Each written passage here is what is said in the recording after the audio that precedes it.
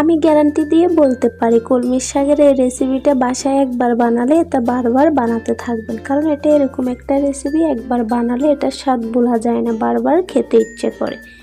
আর এটা বাচ্চারাও খুব মজা করে খেয়ে থাকে। তাহলে চলুন আর কথা না বাড়িয়ে চলে যাচ্ছে মূল ভিডিওতে।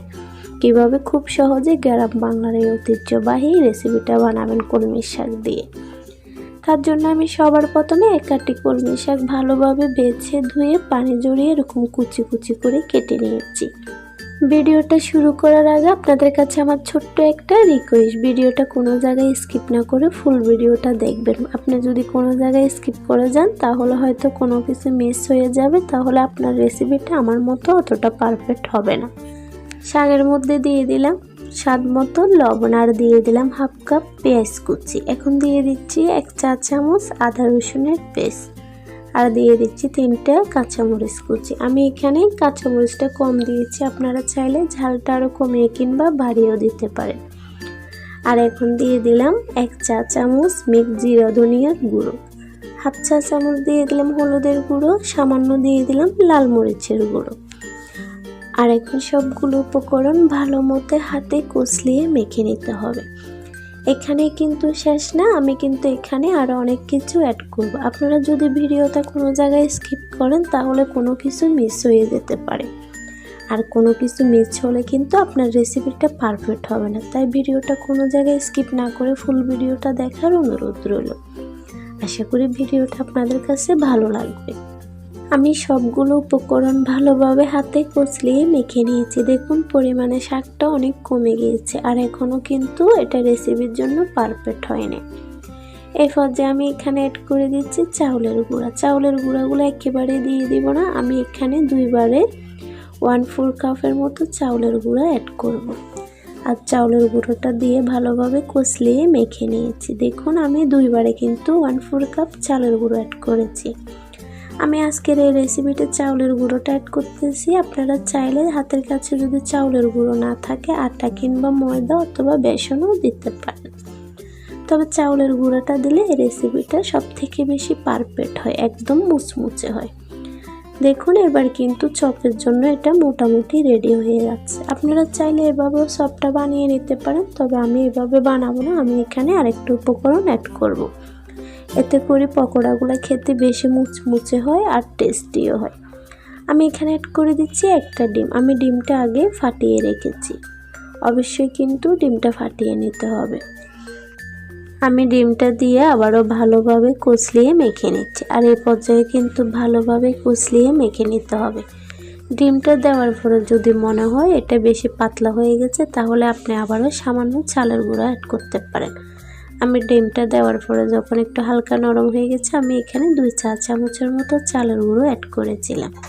আর এই পর্যায়ে কিন্তু এটা পকোড়ার জন্য একদম রেডি। চলে যাচ্ছি চুলায়। আমি আগে থেকে চুলায় একটা ফ্যানে করে তেল বসিয়ে দিয়েছি, তেলটা প্রায় গরম হয়ে আসছে।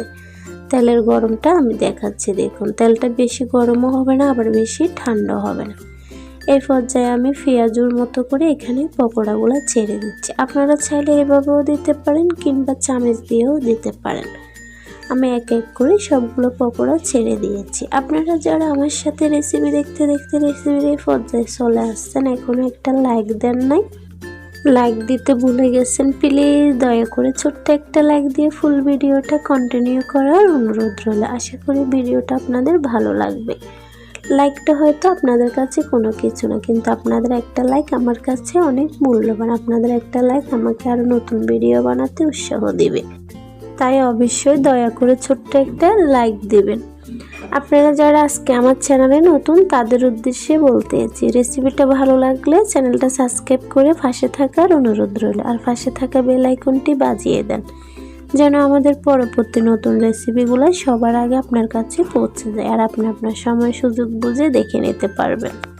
আর যারা আমার চ্যানেলটা আগে থেকে সাবস্ক্রাইব করে প্রতিনিয়ত আপনাদের মূল্যবান সময় দিয়ে আমার ভিডিওগুলো দেখে থাকেন তাদেরকে মন থেকে জানাচ্ছি অসংখ্য অসংখ্য ধন্যবাদ। তারা যেন সবসময় ভালো থাকে সুস্থ থাকে এই কামনাই করি।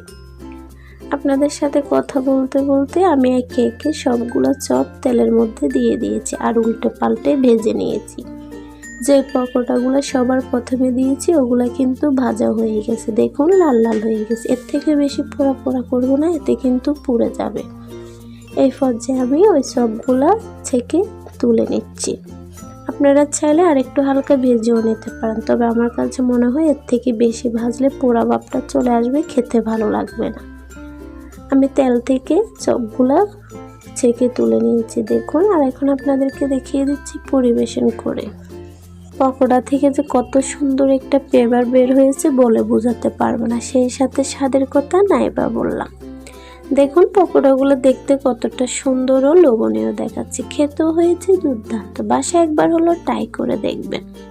আমি একটা ভেঙে দেখাচ্ছি, দেখুন ভিতরটা সবুজ দেখে আবার ভাববেন না কাঁচা, এটা কিন্তু সুন্দর মতো সিদ্ধ হয়ে গেছে। আর এটা গরম বলে এখন একটু নরম আছে, এটা যতটা ঠান্ডা হবে অত বেশি মুচমুচে হবে। রেসিপিটা ভালো লাগলে একটা লাইক করতে ভুলবেন না। রেসিপিটা কেমন হলো অবশ্যই কমেন্টে জানাবেন। আজকের জন্য এটুকুই, সবাই ভালো থাকবেন, সুস্থ থাকবেন, আল্লাহ হাফেজ।